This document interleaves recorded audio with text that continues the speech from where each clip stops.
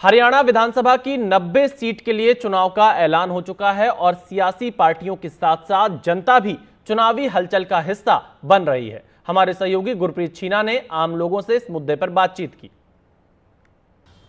हरियाणा में election date announce हो चुकी है और सभी पॉलिटिकल पार्टी अपना अपना कैंपेन कर रही है। इस समय हम करनाल में है। जो करनाल कॉन्स्टिट्यूंसी है, इसकी बहुत ज़्यादा महत्ता है हरियाणा पॉलिटिक्स में। यहाँ पे लोकल लोग हैं, उनकी क्या समस्याएं हैं, उनसे बात करते हैं और उनकी क्या एक्सपेक्टेशंस है सरकार से। क्या लगता है? देखिए, मुझे पर्सनली ये लगता है कि जो भी कोई पॉलिटिशियन आ रहा है, आइदर वो सीएम बनता है या लोकल एमएलए रहता है या एमपी रहता है, he should be very well connected with the people. मतलब ये नहीं होना चाहिए कि वो सिर्फ आएँ और जाएं। तो मुझे ये लगता है कि कनेक्शन बहुत ज़रूरी है। दूसरी चीज़, जो भी कोई सरकार आ रही है या जैसे बीजेपी काम कर रही है, सबकी बहुत एफर्टलेस, मतलब ये नहीं होना चाहिए जो पहले क्या था कि हर एक के लिए कुछ ना कुछ पेमेंट्स चीज़ें, उनको एक सिस्टम बना हुआ था। एक डायरेक्ट सिस्टम होना चाहिए, एक नेटवर्क नहीं होना चाहिए, बीच में कोई विचोलापन नहीं होना चाहिए।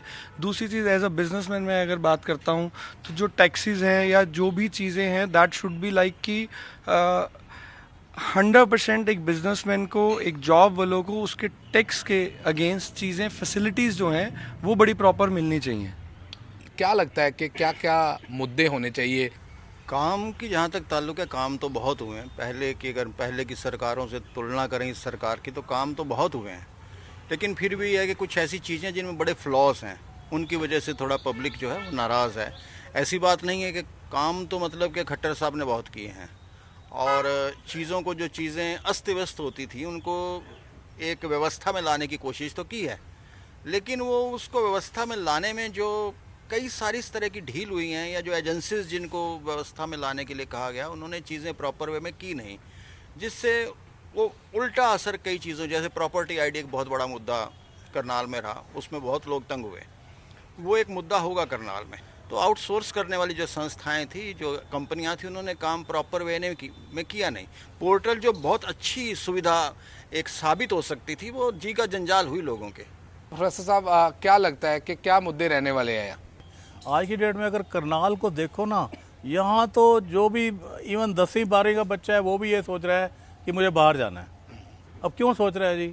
जब हम यहाँ पे थे, अपनी कभी सोचा ही नहीं था कि कनाडा जाएंगे या अमेरिका जाएंगे, क्योंकि लगता था कि उसमें जॉब मिल जाएगी, और जितना एक पढ़ रहे थे लोग, उनको मिल भी जा रही थी। लेकिन अभी तो ऐसा हो रहा है, पढ़ सब लोग रहे हैं, लेकिन स्कोप जॉब का एटलीस्ट करनाल में तो है नहीं। अनएम्प्लॉयमेंट, मतलब ये सॉल्व करना एक सरकार का एक बहुत बड़ा इश्यू होना चाहिए था। क्या लगता है कि कैसी सरकार होनी चाहिए? क्या एक्सपेक्टेशन है? कैसी प्रॉब्लम्स लोग देख रहे हैं? एक तो घोषणाएं सरकार ने बड़ी बड़ी कर दी पिछले 6 महीने में, पर ज़मीन पे उसका एग्जीक्यूशन नहीं हो रहा है। करनाल की जो मिडिल क्लास के लोग हैं, जो मिडिल क्लास की जनता है हमारी, वो जनता अपने बच्चों को अच्छे स्कूल में पढ़ा भी नहीं पा रही है। ये बहुत बड़ी समस्या है। कैसा लीडर ढूंढते हैं? कैसा लीडर होना चाहिए? ग्रास रूट पे काम करने वाली, लोगों से कनेक्ट करने वाली सरकार होनी चाहिए। और शायद मुझे लगता है कि जिस शहर में जहाँ पे भी चुनाव है, वहीं का लोकल ही कोई ना कोई व्यक्ति ज़रूर वहाँ का कैंडिडेट होना चाहिए। जनहित की योजनाएं बननी चाहिए। शिक्षा और स्वास्थ्य पे बड़ा काम करने वाली सरकार चाहिए। आम जनता की समस्या पे काम करे और आम जनता के जो ज़रूरी काम है उसके ऊपर नज़र रख के उसका समाधान करें। तो ये थी समस्याएं और उनके हल भी जो लोगों ने बताए हैं। इनकी मेन डिमांड है हेल्थ और एजुकेशन पे लगातार वर्क करने की ज़रूरत है, और पॉलिसीज़ भी ऐसी बनानी चाहिए जो ग्रास रूट लेवल पे इम्प्लीमेंट हो और लोगों को उसका बेनिफिट मिले। लेकिन कहीं ना कहीं ये लगता है कि अनएम्प्लॉयमेंट एक बहुत बड़ा मुद्दा है। वो चाहते हैं कि जो भी सरकार आए वो अनएम्प्लॉयमेंट पे वर्क करेगा। कैमरामैन राजेश के साथ गुरप्रीत सिंह छीना फॉर NDTV, करनाल, हरियाणा।